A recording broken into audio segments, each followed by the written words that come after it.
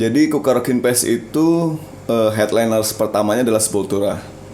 Jadi banyak orang yang belum tahu bahwa saya harus menggadaikan sertifikat rumah bapak saya untuk membayar DP dari Sepultura.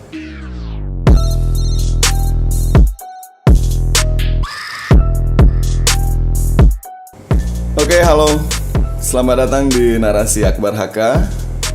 Ini edisi pertama dan tentu saja saya akan mulai bercerita bagaimana sejarah kami membuat Rockin Borneo dan bagaimana cara kami membuat Kapital, dan tentu saja cikal bakal terbentuknya Distorsi Rockaholic Company. Tapi sebelum kita memulai, jangan lupa like video ini, subscribe channelnya, dan nyalakan loncengnya agar kalian tidak ketinggalan narasi berikutnya. Oke. Rockin Borneo. Teman-teman pasti tahu sejarah awalnya adalah di tahun 2012 dengan nama awal Kukarokin Fest. Jadi Kukarokin Fest itu headliners pertamanya adalah Sepultura.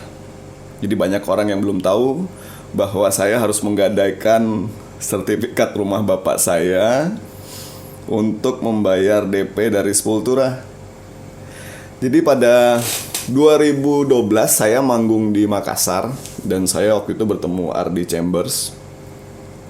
Dan ketika ngobrol dengan Ardi Chambers, Ardi bercerita bahwa mereka akan mengambil Sepultura untuk datang ke Indonesia bersama Jakarta, Surabaya, Medan, Bali dan Makassar. Jadi waktu itu yang menjadi promotornya adalah Sonic Horizon, Bang Ezra Simanjuntak. Jadi buat teman-teman tahu G Factor. Dan ketika setengah berjalan rupanya perjanjian terhambat. Dan ketika itu akhirnya yang tersisa hanya Makassar dan Jakarta. Akhirnya saya bercerita ke Ardi, saya boleh minta nggak jadwal Sepultura untuk Tenggarong. Jadi dengan naifnya saya memikirnya bahwa akan mungkin jika meledakkan nama Tenggarong kalau sebuah festival internasional headlinernya adalah Sepultura. Naif, anak muda jadi ceritanya. Dan Ardi akhirnya mulai menghubungkan saya dengan manajemen Sepultura. Jadi saya mulai mengirim email dan mulai memfoto stadion yang atau venue yang cukup untuk sebuah konser dari Sepultura. Saya mulai memfoto kota Tenggarong, saya mulai mengirimkan kendaraan yang akan menjemput mereka di foto, saya mulai memfoto hotel tempat mereka nginap. Setelah semua proses berjalan, akhirnya tibalah waktunya untuk membayar DP dari Sepultura. Waktu itu saya mikirnya gini nih, ketika saya dapat membayar DP Sepultura, saya akan mulai menawarkan kepada korporat rokok gitu untuk membayar pelunasan dan membuat event berjalan. Jadi Kukarokin Fest berjalan. Naif memang. Dan ketika tagihan DP Sepultura mulai masuk, saya memberanikan diri ke bapak saya bahwa saya pinjam sertifikat rumah untuk saya gadai sebesar 250 juta waktu itu. Dan untungnya saya mempunyai bapak yang cukup rock and roll. Kira beliau meminjamkan sertifikat rumah Distorsi. Ketika itu DP terbayarkan, saya berangkat ke Makassar, saya bertemu Ardi di Chambers waktu itu, dan kita ngumpulin uang. Masuklah uang saya sebesar 200 juta untuk DP Sepultura. Dan ketika berselang beberapa waktu, tiba waktunya untuk melunasi si Sepultura. Kesana kemarilah saya akhirnya mengajukan sponsor bahwa saya harus bisa membayar Sepultura, meyakinkan sponsor bahwa ini akan ada konser megah di Tenggarong Internasional Tarapnya. Tapi akhirnya saya di situ tahu bahwa Tenggarong itu kabupaten dan dia termasuk jadi second city. Dan dalam industri corporate bahwa second city itu tidak akan digelontorkan uang yang cukup besar. Waktu itu informasi yang saya terima. Akhirnya kalang kabut. Semua rokok waktu itu agak menolak. Kita nggak yakin gitu. Jadi semua jawabannya sama. Akhirnya Ada waktu itu politisi yang dekat dengan Pak Isran Nur. Waktu itu Pak Isran Nur masih menjadi Bupati Kutai Timur.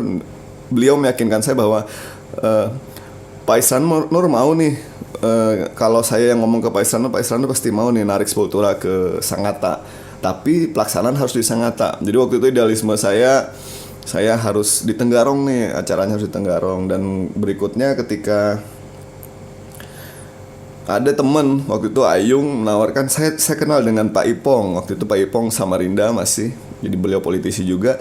Tapi acaranya kayaknya harus di Samarinda nih Bang, kata Ayung. Saya juga masih sama prinsipnya waktu itu. Saya harus di Tenggarong sejarah pertamanya gitu. Karena apa?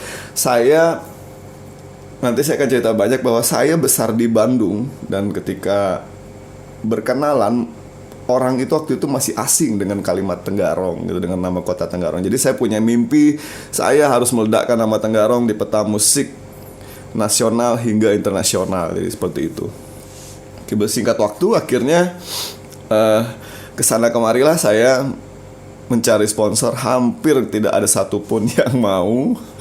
Dan saya udah mulai panik, udah nggak bisa makan enak. Jadi saya tuh udah nyuap tuh udah nyampe leher doang, nggak bisa masuk gitu ya. Terus nggak bisa tidur nyenyak. Jadi kalau kebangun tuh langsung, saya masih punya utang harus melunasi Sepultura. Dan itu terjadi hampir 2 minggu gitu ya. Jadi kelang kabut saya. Bapak saya juga udah pasrah. Ya udah Bar, katanya kalau misalkan harus rumah nggak ketebus surat sertifikatnya, Bapak ikhlas. Jangan Pak, saya harus berusaha dulu. Dan kemudian secara nggak sengaja saya bertemu dengan Ibu Rita Widyasari. Jadi waktu itu saya belum kenal sama sekali dengan beliau. Kenalanlah kami akhirnya. Dan ketika ketemu Ibu Rita, itu lucu tuh, Bu Rita langsung, halo saya Rita Widyasari, saya Akbar Haka Bu. Ibu juga nggak harus mengenalkan nama Ibu, kita semua udah tahu. Ibu Rita langsung ngakak ketawa. Dan saya cerita sedikit bla bla bla bla bla bahwa saya punya mimpi seperti ini. Saya ingin sebagai anak band waktu itu kita terlalu memuja Jakarta, kita terlalu memuja Pulau Jawa, bahwa saya ingin bermain di festival-festival besar di Pulau Jawa gitu. Dan saya punya mimpi Bu, bagaimana caranya anak-anak Pulau Jawa yang sekarang meminta gitu, kapan kita bisa nggak main di Kalimantan gitu, kita bisa nggak main di Tenggarong. Saya cuma punya mimpi itu Bu. Dan yang berikutnya, mimpi saya berikutnya, saya ingin meletakkan fondasi ketika anak-anak muda di masa depan tahu bahwa akan ada di zaman dulu ada event internasional, mereka akan malu Bu, bahwa mereka harus bisa membuat yang lebih megah lagi daripada ini. Gayung bersambut Bu Rita. Waktu itu saya kaget dengan pemikiran beliau. Saya tertarik, kata Bu Rita, karena saya punya mimpi investasi, edukasi, entertainment. Saya bingung, investasi, edukasi, entertainment karena terdengar asing, cukup asing di kuping saya. Dan akhirnya Bu Rita berpendapat bahwa saya gini nih katanya, orang-orang seperti kalian itu bisa menonton festival musik internasional di Jakarta katanya, tapi banyak masyarakat di Kutai Kartanegara yang taraf ekonominya di bawah rata-rata dan itu nggak akan bisa nonton, kata Bu Rita. Jadi saya pengennya mereka-mereka yang ada di pedalaman, yang naik perahu ke Sungai Mahakam, kata beliau, yang naik ces itu perahu kecil, itu akan iseng nonton. Dan ketika mereka nonton, itu akan teredukasi, kata Bu Rita, bahwa seperti ini pertunjukan musik internasional. Saya kaget. Gila nih pemikirannya. Dan waktu itu yang dijadiin contoh, maaf ya ini hanya contoh, Bu Rita cerita, jadi ketika mereka nonton Ungu atau nonton Gigi, katanya udah biasa aja karena mereka udah nonton band luar negeri, kata Bu Rita. Jadi saya ingin investasi, edukasi, entertainment.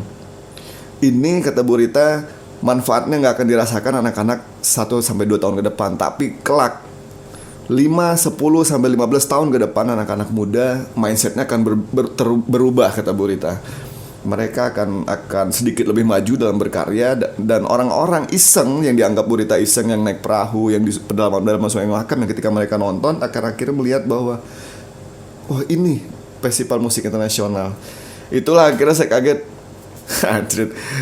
Keren Bu. Saya cuma minta satu, saya bilang, apa kata Bu Rita, supaya kita deal. Saya nggak mau ada bendera partai. Bu Rita langsung ngakak. Oke, kata saya juga nggak mau. Ini benar-benar saya pengen investasi edukasi entertainment. Kita rayakan pesta musik ini, kata Bu Rita. Akhirnya saya salaman.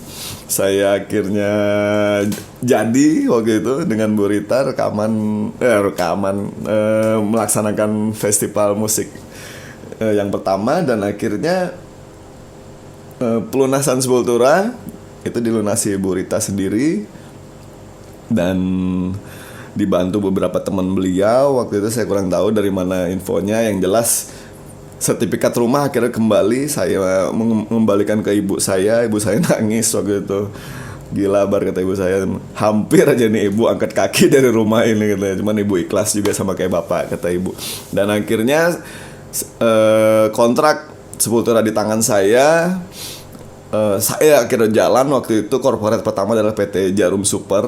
Waktu itu zaman Pak Lukman. Dan kalau Pak Lukman nonton ini, Pak Lukman sekarang kalau nggak salah informasi yang saya terima ada di Banyuwangi Pak ya. Sekarang jadi manajer area Banyuwangi. Halo Pak, terima kasih. Jadi Pak Lukman akhirnya ketika dapat ngebaca kontrak Sepultura dan Distorsi, Pak Lukman kaget.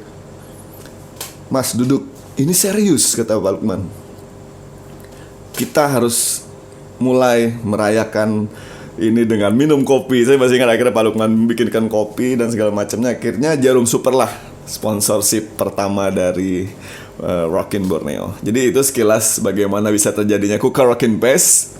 Waktu itu pas masih pakai nama Kukar Rockin Fest, dan akhirnya pesta megah itu dihadiri oleh 35.000 orang.